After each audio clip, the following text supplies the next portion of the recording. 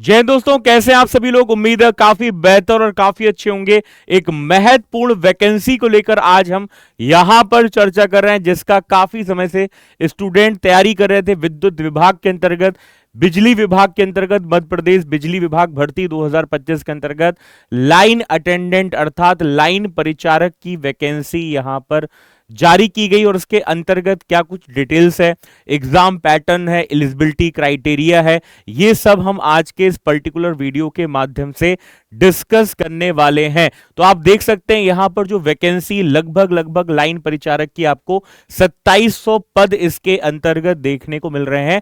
तो क्या कुछ है इस भर्ती में डिटेल्स, ये हम आज के इस वीडियो के माध्यम से डिस्कस करने वाले, जिसमें आप देख रहे हैं ऑफिशियली एक शॉर्ट नोटिफिकेशन जारी किया गया है। दोस्तों, ये मध्य प्रदेश पूर्व क्षेत्र विद्युत वितरण कंपनी लिमिटेड जबलपुर के द्वारा सीधी भर्ती हेतु कार्य योजना नियमित और संविदा के अंतर्गत भर्ती यहां पर जारी की जा रही है, जिसके अंतर्गत आप देख रहे हैं कुल पदों की संख्या 4000 है। और इन पदों के अंतर्गत आज हम जो बात करने वाले हैं वो बात करने वाले हैं दोस्तों इसके अंतर्गत लाइन परिचारक की, जो कि आपको यहां पर क्रमांक में 12 में और श्रेणी चतुर्थ के अंतर्गत देखने को मिल रही, जिसमें कुल पदों की संख्या कितनी है, 2700 है।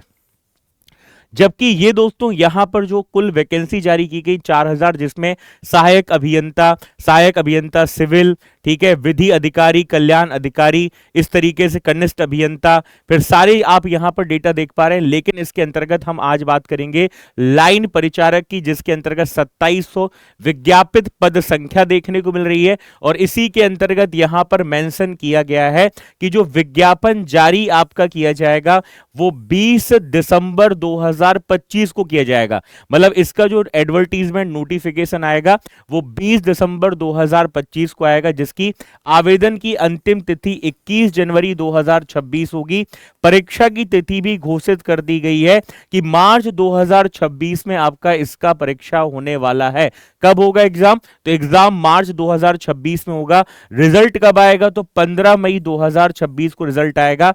और हर एक चीज यहां पर मेंशन की गई कि डॉक्यूमेंट का वेरिफिकेशन 30 जून 2026 तक हो जाएगा। और इसके साथ में कंपनी के द्वारा उपरोक्त समय सीमा का पालन इसके अंतर्गत किया जाएगा। तो कहने का मतलब ये, यदि परीक्षा की तिथि यहां पर मार्च 2026 है तो आपके लिए यहां पर लगभग 3 महीने का जो समय है वो आपको इसके अंतर्गत मिल रहा है। तो आप, इसलिए मैंने ये सारी चीजें यहां पर आपको बता रहा हूं, जिससे आप तैयारी अपनी अभी से प्रारंभ यहां पर कर दें। इसके अंतर्गत यहां पर लिखा है कि उपरोक्त तालिका के स्तंभ 4 के अंतर्गत द्वितीय विधि अधिकारी में प्रथम चरण में विज्ञापित किए जाने वाले सीधी भर्ती की पदों की संख्या यहां पर अंकित इसके अंतर्गत की गई। जो स्तंभ 4 के अंतर्गत आपको यहां पर ये टोटल ओवरऑल इसकी बात कर रहा है वो, है ना। यहां पर कुल आपको जो पदों की संख्या 4000 है, जिसमें 2700 लाइन परिचारक के अंतर्गत आपको यहां पर पोस्ट देखने को मिल रही है। इसमें यदि मैं दोस्तों एज क्राइटेरिया की बात करूंगा तो पुरुष अनारक्षित वर्ग के लिए यहां पर जो अधिकतम आयु सीमा है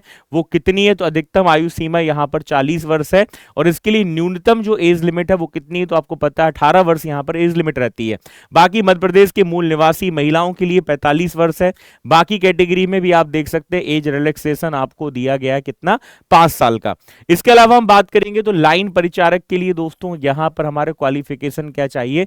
तो केंद्रीय राज्य शासन से मान्यता प्राप्त बोर्ड से 10वीं परीक्षा उत्तीर्ण होना चाहिए, या केंद्रीय राज्य शासन में एनसीवीटी एससीवीटी से मान्यता प्राप्त औद्योगिक प्रशिक्षण संस्था आईटीआई संस्थान से 2 या 3 वर्षीय आईटीआई विद्युतकार, लाइनमैन, वायरमैन परीक्षा उत्तीर्ण हो, जिसमें अप्रेंटिस प्रशिक्षण अवधि को छोड़कर आईटीआई में सेंटर ऑफ एक्सीलेंस के तहत या तो स्थापित इलेक्ट्रिकल सेक्टर से शहडोल, रतलाम, बाकी नाम से आपको आईटीआई के दिए गए, जहां से 2 वर्षीय पाठ्यक्रम पूर्ण करने वाले अभ्यर्थी भी इस आवेदन के क्या होंगे? तो पात्र यहां पर होने वाले हैं। चयन प्रक्रिया की बात करें तो आपकी जो परीक्षा होगी वो आपकी कंप्यूटर आधारित यानी कंप्यूटर बेस्ड यहां पर टेस्ट होने वाला है, जिसमें 100 अंकों की परीक्षा होगी, जिसमें प्रत्येक प्रश्न आपका 1 अंक का होने वाला है। और कुल मिलाकर यदि हम बात करेंगे यहां पर सिलेबस की भी बात करेंगे तो लगभग जो 75% आपका पार्ट है वो आईटीआई वाला हो गया, और बाकी जो है वो आपका जीएस वाला पार्ट जो रीजनिंग मैथ्स का है वो आपको यहां पर देखने को मिलेगा, जो कि सीबीटी आपका परीक्षा के अंतर्गत होगा, जिसमें कंप्यूटर आधारित परीक्षा में न्यूनतम कट ऑफ जो अंक है वो 25% आपको देखने को यहां पर मिलेगा। अब हम शारीरिक दक्षता की बात करें तो यहां पर मेंशन किया गया है कि शारीरिक दक्षता के अंतर्गत निम्न दाब लाइन के खंभे पर सीढ़ी की सहायता से 15 किलोग्राम वजन लेकर 2 मिनट में चढ़ना एवं उतरना है। दूसरा, टूल किट एवं रस्सी झूला लेकर 10 मिनट में 1 किलोमीटर यहां पर पैदल चलना होगा।